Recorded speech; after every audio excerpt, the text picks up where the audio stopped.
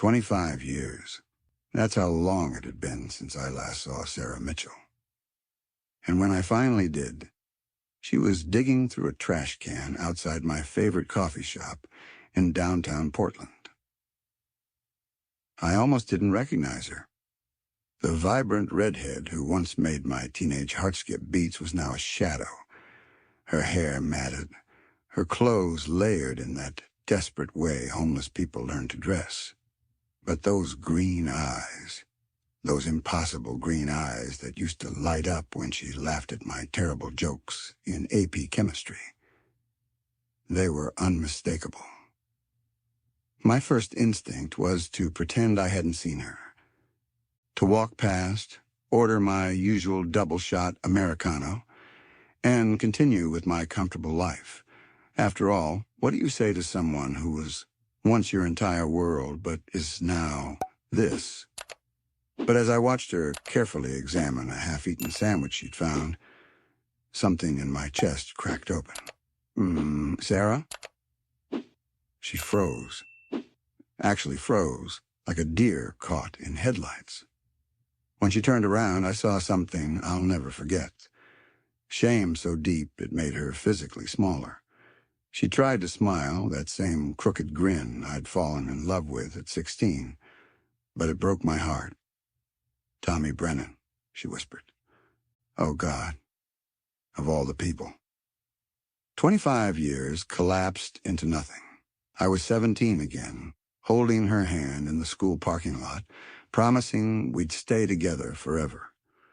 Promising we'd both get out of our small Ohio town and conquer the world together. We had it all planned out. She'd study environmental science, I'd go into business. We'd move to California and change everything. But life, as it tends to do, had other plans. I was just... She gestured vaguely at the trash can, her cheeks burning red. Looking for cans. Recycling pays decent if you collect enough. The Sarah I knew would have died before admitting to something like that. She was proud, fiercely independent. The girl who refused to let me pay for movie tickets because she didn't want anyone thinking she couldn't take care of herself. Seeing her like this, it was like watching someone slowly drown. "Come on," I said, fighting to keep my voice steady. "Let me buy you coffee and food, whatever you want." She shook her head quickly. "No, Tommy, I can't. I mean, look at me. I smell like... God, I smell terrible. People will stare. I don't care if people stare." And I meant it. "Sarah, it's been 25 years. The least I can do is buy you lunch." What happened next surprised us both. She started crying. Not gentle tears, but the kind of desperate sobbing that comes from years of holding everything in. Right there on the sidewalk, this woman who once quoted Thoreau and debated environmental policy with our teachers fell apart. I did the only thing I could think of. I hugged her. She smelled like unwashed clothes and desperation. But underneath it all, I caught just a hint of that vanilla perfume she used to wear. It nearly destroyed me. "I'm sorry," she kept saying. "I'm so sorry, Tommy. This wasn't supposed to happen." We found a corner booth in the coffee shop, and I watched her devour a turkey sandwich like she hadn't eaten in days, which, as it turned out, she hadn't. Between bites, she told me her story. And it was nothing like I'd imagined all these years. See, I'd spent 2.5 decades assuming Sarah had moved on and lived her dream. In my mind, she was probably some successful environmental consultant, maybe married to a guy who appreciated her intellect, living in a house with solar panels and a garden full of heirloom tomatoes. I'd actually looked her up on social media a few times over the years, but she'd never had much of an online presence. Now I knew why. "After we broke up," she said, staring into her coffee, "I was so angry. At you, at myself, at the whole situation. I started dating this guy, Marcus, and he was older, seemed so sophisticated compared to high school boys. He said all the right things about my environmental interests, claimed he was involved in activism. I remembered our breakup, how bitter it had been. We were 18, both accepted to different colleges across the country. I'd wanted to try long distance, but Sarah said clean breaks were better. Said we'd just end up resenting each other if we held each other back. I thought she was being mature, wise even. I had no idea she was protecting me from what was coming next. Marcus wasn't an activist, she continued. He was a dealer. Small stuff at first, just marijuana, some pills, but it escalated quickly. By the time I realized what I'd gotten into, I was already in too deep. He had me selling to other students, said it was just temporary, just until he could expand his operation. My stomach dropped. This wasn't the Sarah I knew. The Sarah I knew had never even smoked cigarettes because she was worried about her lung capacity for track season. I got arrested my sophomore year, she said quietly. Possession with intent to distribute. It was my first offense, so I only got probation and community service, but the college expelled me. My scholarship was gone. My parents were so disappointed. They'd worked 2 jobs each to help me get there. I remember her parents. Mr. Mitchell worked at the steel plant. Mrs. Mitchell cleaned offices at night. They were good people who'd sacrificed everything for Sarah's education. The thought of their faces when they found out, I couldn't go back home. I was too ashamed. So I stayed with Marcus, and things got worse. He got me using, said it would help me relax, help me deal with the stress. First it was just marijuana, then pills for anxiety, then... She didn't need to finish. I could see the trajectory written in the lines around her eyes, the way her hands shook slightly when she wasn't holding something. I tried to get clean several times over the years, she said. Made it 6 months once. Got a job at a nonprofit, had a little apartment. I even reached out to my parents. My mom cried when she heard my voice, but Marcus always found me. Always had some crisis that required my help, some reason I needed to come back. The sandwich was gone now, and she was shredding the napkin with nervous fingers. He died 3 years ago, overdose. By then, I'd lost everything. My apartment, my job, contact with my family. I've been on the streets ever since. I sat there trying to process it all. While I'd been building my marketing firm, buying my house in the suburbs, going through my own marriage and divorce, Sarah had been living a nightmare that started with one bad relationship at 18. Where are your parents now? I asked. Dad died 5 years ago, heart attack. Mom moved to Florida to live with my sister. I never told them where I was. They think I'm dead, probably. It's better that way. Sarah, that's not... It is better, Tommy. Her voice was firm, but I could hear the pain underneath. Do you know what it's like to love someone so much that you disappear rather than keep hurting them? My mother used to send me birthday cards for years, even after I stopped responding. Beautiful cards with little notes about how much she missed me. I finally had to change shelters, change cities, just to make sure she couldn't find me. The coffee shop was busy around us, full of hipsters with laptops and college students cramming for exams, normal people living normal lives. I wondered how many of them had walked past Sarah without seeing her, just like I almost had. What about now? I asked. What's your situation currently? She laughed, but there was no humor in it. I sleep in a women's shelter when there's space. When there isn't, I've got a spot under the Morrison Bridge that's usually safe. I collect cans, do some cleaning work when I can find it. There's a clinic downtown that helps people like me, but the waiting list for treatment programs is months long. People like you. Addicts, Tommy, let's not pretend otherwise. I've been clean for 63 days now, but I'm still an addict. Will be for the rest of my life. 63 days. She was counting. I go to NA meetings when I can, she continued. There's one at a church nearby that serves dinner after. Good people, mostly. We look out for each other. I found myself studying her face, looking for traces of the girl I'd once planned to marry. She was there, underneath the premature aging and the wariness. When she smiled, really smiled, not the broken attempts from earlier, I could still see her. Do you remember, I said carefully, that time we snuck out to go stargazing? You brought that thermos of hot chocolate your mom made? For the first time since we'd sat down, her expression softened completely. You brought that terrible blanket that smelled like your dog. Chester didn't smell that bad. Chester smelled like he'd been rolling in dead fish, but she was really smiling now. We stayed out there for hours talking about all the places we'd travel. You wanted to see the Northern Lights. Still do. I hesitated. Did you travel at all? Before everything went sideways? She nodded slowly. Marcus and I went to Colorado once. He had business there. But we stayed in the city. Didn't see any mountains. I kept thinking about how you and I had planned to hike there together. She paused. I thought about you a lot over the years, actually. Wondered how your life turned out. So I told her.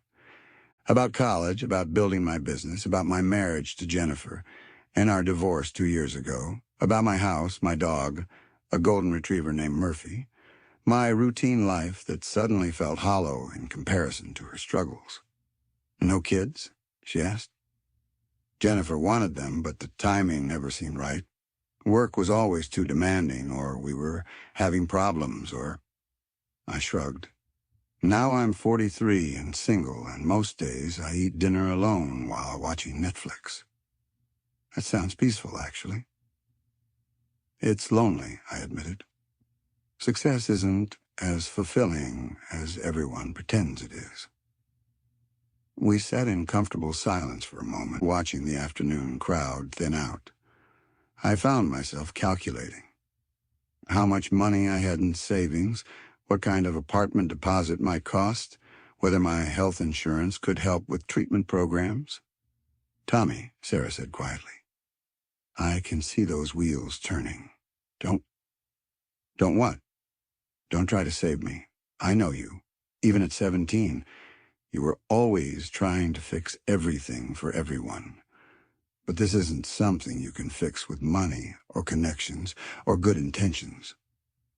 I'm not trying to fix you, I said, though we both knew that was exactly what I was thinking.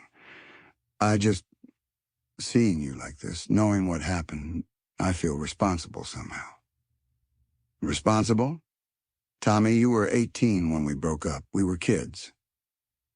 But what if we'd stayed together? What if I'd fought harder for long distance? Maybe you never would have met Marcus. Never would have. Stop. Her voice was sharp now. That's not how life works. You can't rewrite the past by feeling guilty about it. She was right, but it didn't make the feeling go away. This was Sarah, the first person I'd ever loved, the girl who'd made me believe in forever. Seeing her dig through garbage cans while I lived in comfort felt like a cosmic injustice. What if I could help with treatment? I asked. Not as charity, but as, I don't know, an investment in an old friend? She studied my face for a long moment. There's a program at OHSU. Residential treatment, job training, transitional housing. It's good, but it's expensive. $12,000 for the full program. That's not that much money, Sarah. It is when you don't have it. She picked up her coffee cup, realized it was empty, set it down again. I've been on the waiting list for the sliding scale spots for 8 months. $12,000. I'd spent more than that on my kitchen renovation last year. The thought made me slightly sick. What if... I started, then stopped. This was complicated. More complicated than just throwing money at a problem. What if what? What if I paid for the program, but we set up some kind of structure around it, like You'd pay me back when you're working again. Make it a loan, not charity." She was quiet for so long, I thought she was going to say no. Finally, she spoke. "Why would you do that?" "Because you're Sarah Mitchell, and you once told me that every person deserves a chance to become who they're meant to be. Because seeing you like this is breaking my heart, and I have the resources to help because—" I took a breath. "Because maybe this is why we ran into each other today. I don't believe in fate, Tommy. Neither did I, until today." She stared out the window at the Portland street, watching people hurry by with their important lives and urgent destinations. I watched her think, could almost see her weighing pride against pragmatism, hope against fear. "The program has a waiting list even for paying customers," she said finally. "But Dr. Martinez, who runs it, she's good people. If someone vouches for you, sometimes they can move faster." "What would that involve?" "You'd have to meet with her, probably. Answer questions about why you're willing to invest in a homeless addict you haven't seen in 25 years. She'd want to make sure this isn't some weird savior complex thing that's going to blow up halfway through." "Is it? A weird savior complex thing?" Sarah looked at me directly for the first time since we'd sat down. Really looked at me, the way she used to when we were trying to figure out some complicated chemistry problem together. "I don't think so," she said slowly. "I think you're a good person who's trying to do right by someone who mattered to you once. But Tommy, if we do this, there have to be boundaries. This isn't about us getting back together. This isn't about recreating what we had when we were kids. This is about giving me a chance to rebuild my life, and that's all." "I understand." "Do you?" "Because I can see it in your eyes. You're already imagining some fairy tale ending where love conquers all and we ride off into the sunset. That's not going to happen. Too much has changed. I've done things, been places. I'm not the girl you remember. I'm not asking you to be. And I'm not asking you to be my boyfriend or my husband or anything other than someone who's helping me get back on my feet. Can you handle that?" I thought about it honestly. Could I spend $12,000 on Sarah's treatment, watch her get healthy and rebuild her life, and not hope for something more? Could I be satisfied with just knowing she was okay? "I think so," I said. "And if I can't handle it, I'll figure that out and deal with it. But Sarah, I can't walk away from this. I can't pretend I didn't see you today." She nodded slowly. "Dr. Martinez has office hours on Thursdays. I could ask her about setting up a meeting. What's her full name? I'll call tomorrow and set something up." "Dr. Elena Martinez. She runs the Recovery Bridge program at OHSU. But Tommy?" "Yeah? This might not work. I might relapse. I might fail out of the program. I might take your money and disappear. You need to be prepared for that possibility. Are you planning to do any of those things?" "No, but addiction isn't about planning. It's about what happens when everything falls apart and you're desperate, and the only thing that makes sense is using again." I thought about that. About the $12,000, about the risk, about what Jennifer would say if she knew I was about to invest in a homeless ex-girlfriend's recovery. Then I thought about Sarah at 17, passionate and brilliant and full of dreams about saving the world. "I'll take the risk," I said. "Why?" "Because 63 days ago you decided to get clean. You've been counting every single day since then. You're sitting here having this conversation instead of using whatever money you collected today to get high. That tells me everything I need to know about whether you're worth the investment." She started crying again, but quietly this time. Tears of relief, maybe, or gratitude. or just the overwhelming weight of having someone believe in her after years of everyone giving up. "Thank you," she whispered. "Don't thank me yet. Thank me when you're 2 years clean and working at some environmental nonprofit, making the world better." "Is that what you think will happen?" "I think you're going to surprise yourself with what you're capable of." We exchanged phone numbers. She had a basic cell phone she'd gotten from the shelter. Made plans to meet the following week after I'd talked to Dr. Martinez. As we prepared to leave, Sarah hesitated.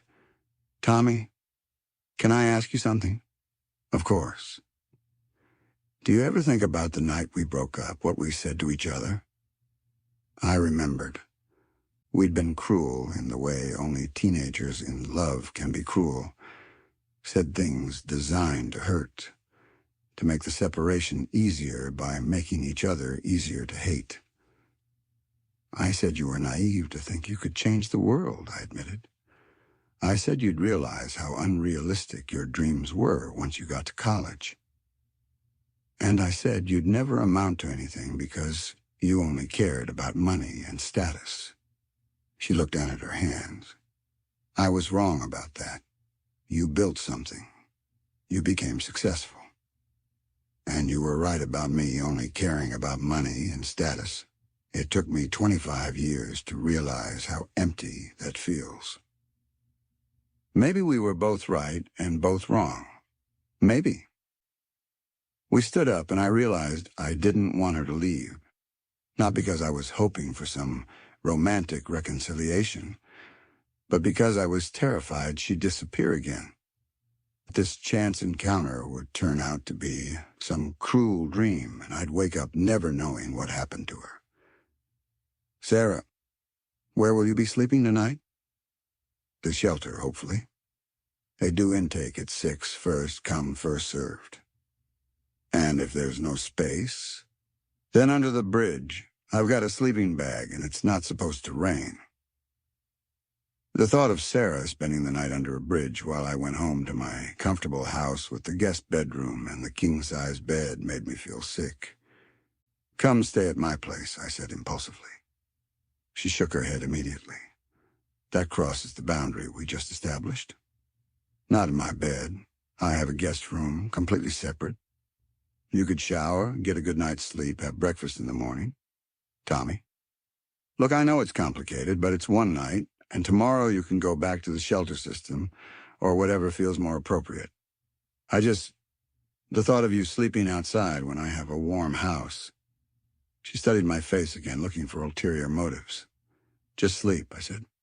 "I swear, I'll probably work late anyway. I've got a presentation to finish for Wednesday. You still work too much." "Some things don't change." She smiled at that, and I saw a flash of the old Sarah. The one who used to tease me about my obsessive study habits. "Okay," she said finally. "One night. But I'm taking the couch. The guest room has its own bathroom." "The couch, Tommy. That's my comfort level." "Fair enough." So that's how I ended up driving Sarah Mitchell home with me, 25 years after I'd thought I'd never see her again. She sat quietly in my Audi, taking in the leather seats and the satellite radio, the symbols of the life I'd built without her. "Nice car," she said as we pulled into my driveway. "Thanks. I probably paid too much for it." She laughed. "You always were terrible with money." "Hey, I built a successful business by overpaying for everything."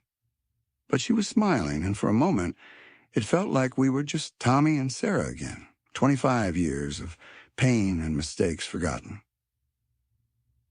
My house was exactly what you'd expect from a successful, recently divorced marketing executive. Clean lines, expensive furniture, everything in its place. Sarah walked through slowly, not touching anything, just observing. "It's beautiful," she said. "Very organized." Jennifer was the organized one. I just haven't moved anything since she left. "Why did you get divorced?" I'd been dreading this question, though I wasn't sure why. We wanted different things. She wanted stability, routine, predictability. I thought I did too, but it turns out I was just going through the motions. We were like roommates who happened to be married. Do you miss her?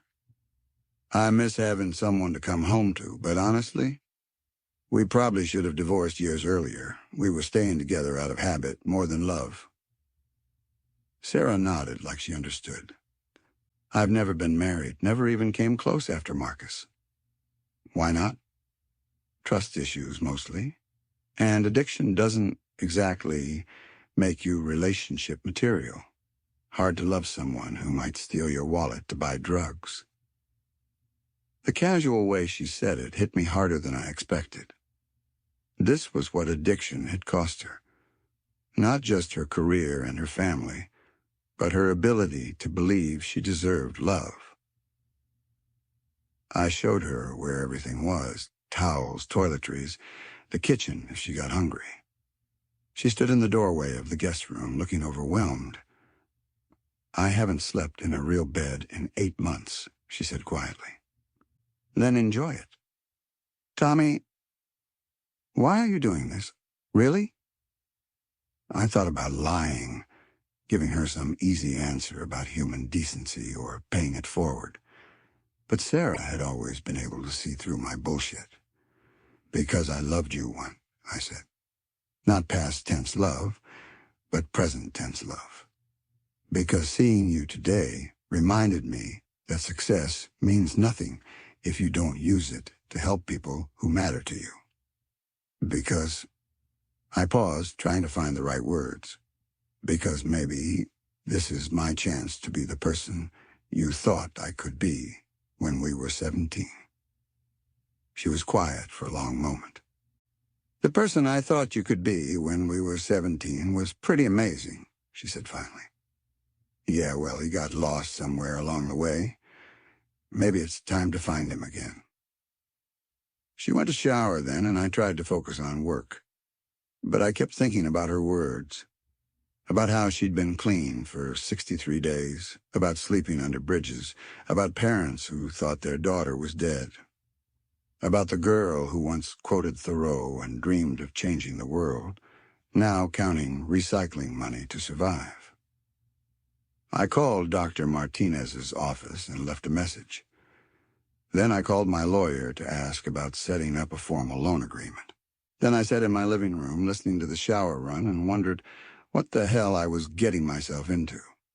When Sarah came out wearing clean clothes from her backpack, she looked more like herself, still too thin, still carrying the weight of hard years, but cleaner, more present. Feel better? I asked. You have no idea. She settled onto the couch with a grateful sigh. I had forgotten what hot water feels like. I made us both coffee, and we talked until nearly midnight. Not about heavy things, just catching up on life. She told me about books she'd read at the library and about other people she'd met on the streets, about small victories like finding a decent pair of boots at Goodwill. I told her about my business, about Murphy the dog, about learning to cook during the pandemic. It was easy in a way I hadn't expected. We fell back into the rhythm we'd had as teenagers when we could talk for hours about anything and everything. Some connections, I realized, never really break. They just go dormant, waiting for the right moment to reawaken. I should let you get some sleep, I said finally. You've had a long day. So have you. She looked at me seriously. Thank you, Tommy, for all of it. This is the first time in years I felt human. You are human, Sarah. You never stop being human. Sometimes it's hard to remember that. I left her with extra blankets and went to my own room, but I couldn't sleep.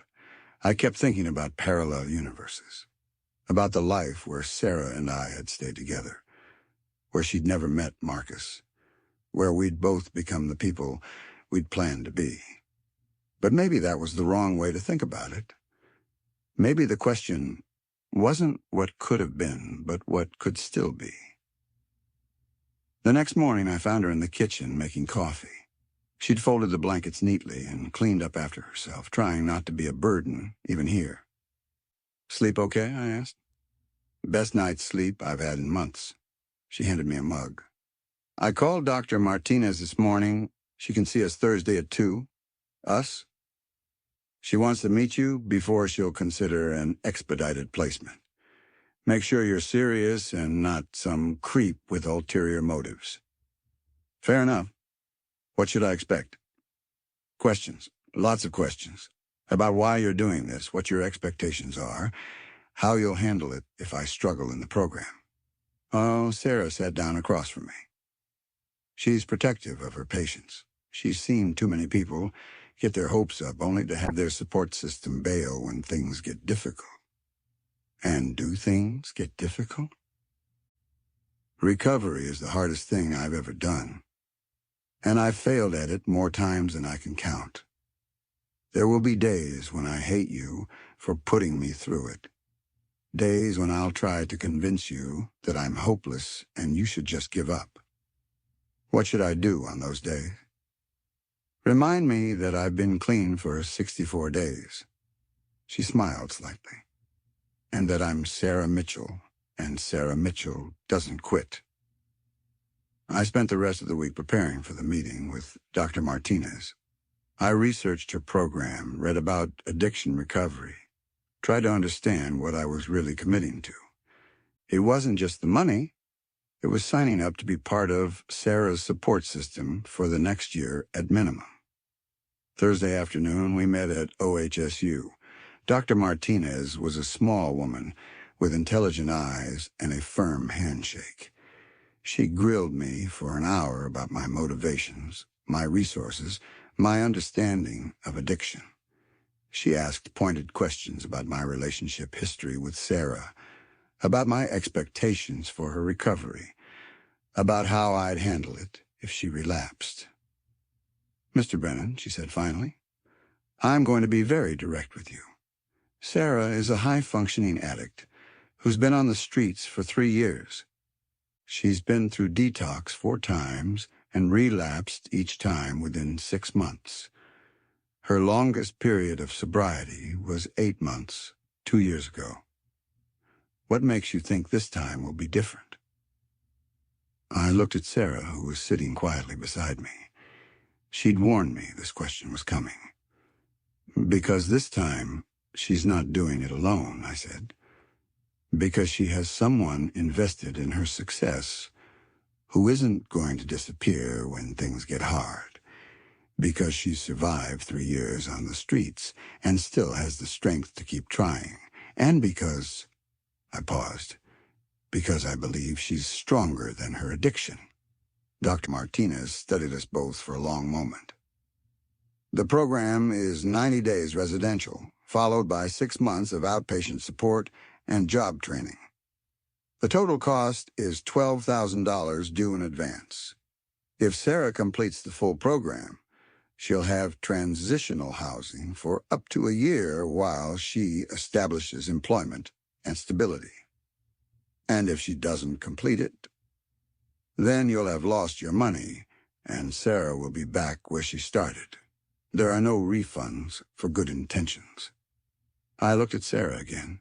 She was staring at her hands, trying not to hope too hard. When can she start? I asked. We have an opening Monday. If you're serious about this, I need a cashier's check by Friday afternoon. You'll have it. Dr. Martinez nodded briskly. Sarah will need you here Monday morning at 8 a.m. with everything you own.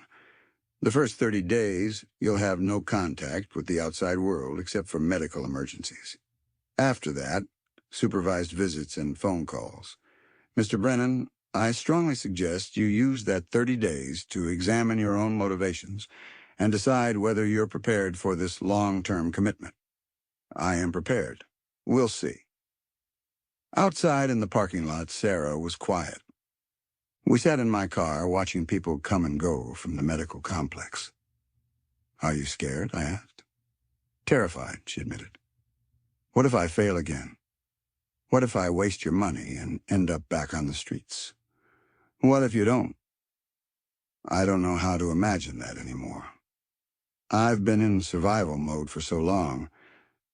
The idea of actually building a life again feels impossible. Sarah, look at me. She turned to face me. You are not the same person who relapsed before.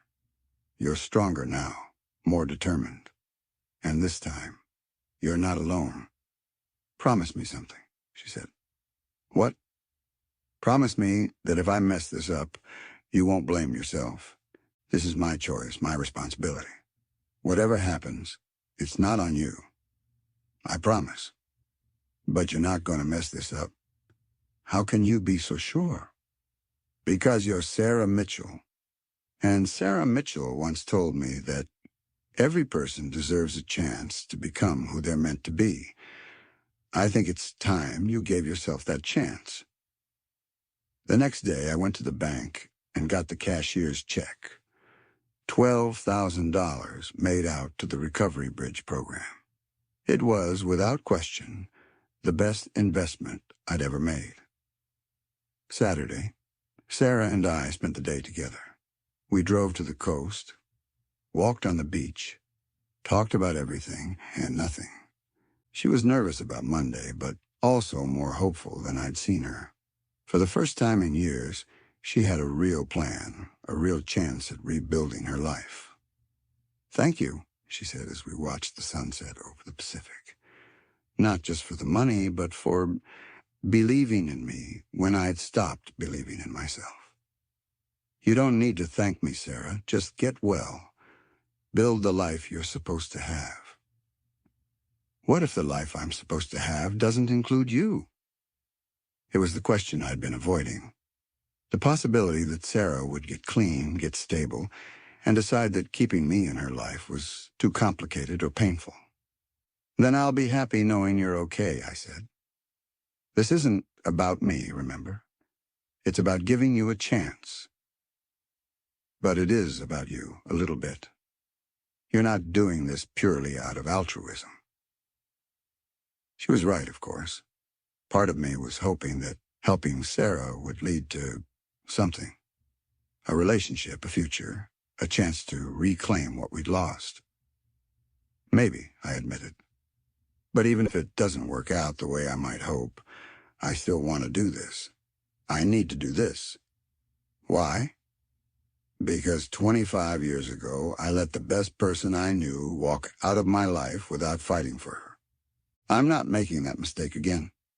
Monday morning, I drove Sarah to OHSU. She had everything she owned in 2 garbage bags and a backpack. It was heartbreaking and hopeful at the same time. This is it, she said as we pulled into the parking lot. This is it. I'm going to do this, Tommy. I'm going to get clean and stay clean and build a life worth living. I know you are. She kissed my cheek. The first physical contact we'd had since that first hug outside the coffee shop. See you in 30 days, she said. I'll be here. I watched her walk into the building, carrying those garbage bags like they contained everything precious in the world. In a way, they did. They contained her chance at a future. That was 6 months ago. Sarah completed the residential program, finished the outpatient program, got a job with an environmental consulting firm downtown, moved into her own apartment, nothing fancy but clean and safe and hers. We see each other regularly now, but carefully. Coffee dates, walks in the park, the occasional dinner. We're friends, good friends. But we're both aware that there's something else simmering underneath. The question is whether we're brave enough to explore it. Last week, she invited me to a 6-month celebration at NA. I sat in the back of that church basement watching her accept her chip, listening to her talk about gratitude and second chances, and the people who believed in her when she couldn't believe in herself.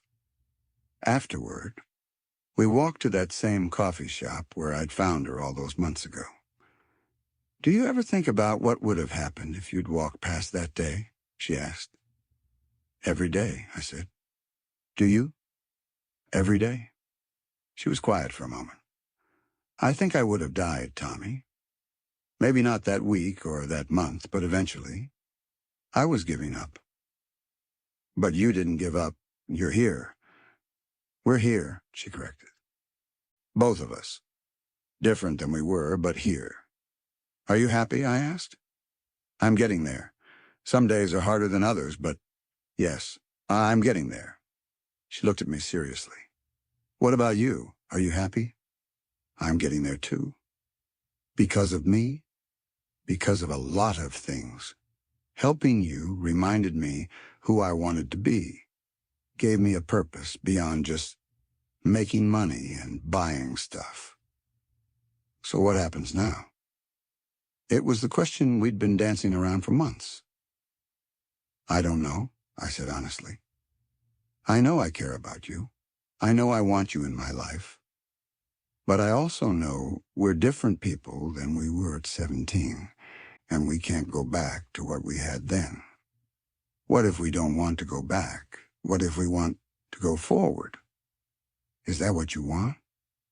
I think so, but I'm scared, Tommy. I've never tried to have a healthy relationship. I don't know if I remember how. We could figure it out together, I said. Take it slow, see what happens. She smiled then, the first completely unguarded smile I'd seen from her since that day outside the coffee shop. I'd like that, she said. So that's where we are now. Taking it slow, figuring it out together. Some days are easier than others. Sarah still goes to meetings, still counts her days of sobriety. She's at 207 now. I still work too much, still overthink everything, but I'm learning to be present for the important moments. We're not the same people we were at 17, dreaming of conquering the world together. We're older, scarred, carrying the weight of years and mistakes and hard-won wisdom. But maybe that's not a bad thing.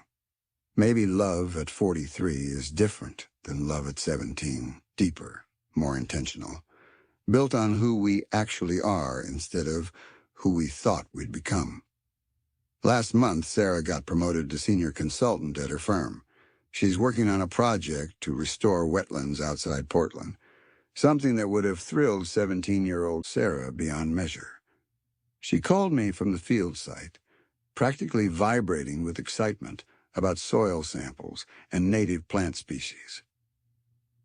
I never thought I'd get to do this kind of work, she said. For years, I thought that dream was dead. Dreams don't die, I told her.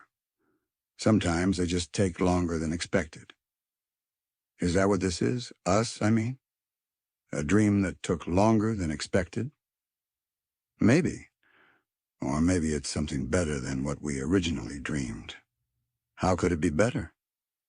Because now we know how rare this is, how easy it is to lose. We're not taking it for granted. She was quiet for a moment, and I could hear wind rustling through whatever tree she was standing near. I love you, Tommy, she said finally.